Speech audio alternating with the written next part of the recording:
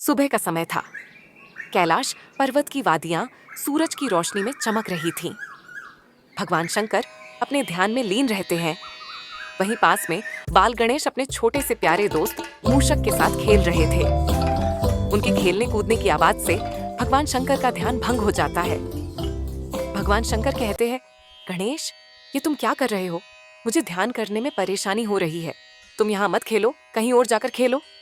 गणेश जी और मूषक मुंह लटकाए वहां से चले जाते हैं। उतने में वो देखते हैं कि नंदी एक जगह सोए रहते हैं। मूषक गणेश जी से कहता है, देखो, स्वामी नंदी महाराज यहाँ सो रहे हैं। चलिए हम मस्ती करते हैं। फिर गणेश जी और मूषक जाकर नंदी को परेशान करते हैं और नंदी एकदम से उठकर बोलते हैं, स्वामी आप मुझे परेशान क्यों कर रहे हैं? गणेश जी तेज आवाज में कहते हैं, नंदी, आपको तो पिताजी की सेवा के लिए रखा गया है। आप यहाँ मजे से आराम कर रहे हो। नंदी कहते हैं, मुझे माफ कर दीजिए, स्वामी मेरी थोड़ी सी आंख लग गई थी। फिर मूषक और गणेश जी जोर जोर से हंसने लगते हैं। तभी पार्वती माँ ने बाल गणेश को आवाज दी, गणेशा, आज मैंने तुम्हारे लिए खास लड्डू बनाए हैं। गणेशा के कान खड़े हो गए। लड्डू? मेरे फेवरेट। लेकिन जब गणेशा रसोई में पहुंचे तो देखा कि लड्डू का थाल खाली था। सारे लड्डू गायब। गणेश जी सोच में पड़ जाते हैं कि मेरे लड्डू कहाँ गए। वह माता पार्वती से जाकर पूछते हैं कि माता, आपने तो मेरे लिए लड्डू रखे थे लेकिन ये गायब हो गए हैं। तो माता पार्वती कहती है, गणेश, तुम बहुत नटखट होते जा रहे हो। मुझे पता है लड्डू तुमने ही खाए हो, लेकिन मैं तुम्हें अब और लड्डू नहीं दूंगी। गणेश जी नंदी के पास जाते हैं और पूछते हैं, नंदी, क्या तुमने मेरे लड्डू खाए हो? नंदी जी कहते हैं, नहीं प्रभु, मैं तो आपके सामने ही था। मैं आपके लड्डू कैसे खा सकता हूँ? फिर गणेशा गुस्से में थे। मूषक, हमारे लड्डू कौन ले गया? मूषक डरते डरते बोला, मैंने नहीं खाए, शायद कोई और ले गया हो। नंदी भी उठ गया और बोला, चलो हम सब मिलकर ढूंढते हैं। तभी आसमान से एक छोटी सी चिड़िया आई और बोली, मैंने देखा था कोई सुनहरी परछाई लड्डू लेकर जंगल की ओर भागी थी। गणेशा ने कमर कस ली। चलो दोस्तों, लड्डू ढूंढने का वक्त आ गया।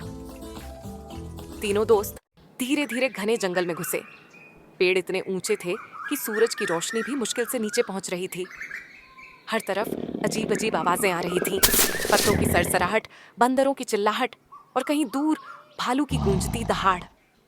मूषक थोड़ा कांपने लगा। प्रभु, हमें वापस चलना चाहिए क्या? गणेशा मुस्कुराकर बोले, डरते नहीं मूषक, लड्डू हमारे हैं और हम उन्हें लेकर ही लौटेंगे। तभी सामने से भालू राजा प्रकट हुए। उनका शरीर बड़ा और ताकतवर था, सिर पर जंगल का ताज और गले में बेलों की माला। भालू ने अपनी भारी आवाज में कहा, रुको, ये मेरा इलाका है। बिना मेरी इजाजत कोई यहाँ से आगे नहीं जा सकता। नंदी ने थोड़ा डरते हुए पीछे हटना चाहा, लेकिन गणेशा निडर थे। उन्होंने हाथ जोड़कर कहा, नमस्ते भालू राजा, हम अपने लड्डू ढूंढने निकले हैं। क्या आपने कोई सुनहरी परछाई देखी? भालू राजा ने अपनी बड़ी आंखें मटकाईं और बोले, हाँ मैंने देखा, वो नदी पार कर गई थी। पर नदी पार करने का रास्ता मैं तभी दिखाऊंगा जब तुम मेरी पहेली का सही जवाब दोगे। गणेशा ने मुस्कुराते हुए कहा, पहेली तो मेरी फेवरेट चीज है, पूछिए भालू राजा। भालू ने कहा, ऐसी कौन सी चीज है जो जितना ज्यादा बढ़ती है उतना ही हल्की हो जाती है? मूषक ने इधर उधर देखा और धीरे से बोला, शायद लड्डू। नंदी ने अपना सिर खुजाया, या फिर मेरी नींद। गणेशा हंसते हुए बोले, नहीं दोस्तों, इसका सही जवाब है धुआं। भालू राजा हंस पड़े और बोले, वाह गणेशा, आपने तो मेरे दिल को खुश कर दिया। जाओ, नदी का रास्ता दाहिनी ओर है, लेकिन सावधान रहना, नदी भी आसान नहीं है। गणेशा ने भालू राजा को धन्यवाद कहा और तीनों दोस्त आगे बढ़ गए। मूषक ने चलते हुए कहा, प्रभु, आप तो सच में सूंड वाले जादूगर हो। गणेशा हंसते हुए बोले, नहीं मूषक, ये तो बस बुद्धि और धैर्य का खेल है। नदी तेज बहाव से बह रही थी। मूषक डर गया, मैं तो बह जाऊंगा। तभी नदी से एक मगरमच्छ निकला और हंसते हुए बोला, गणेशा, आपकी मोटी तोंद के कारण आप नदी कैसे पार करेंगे?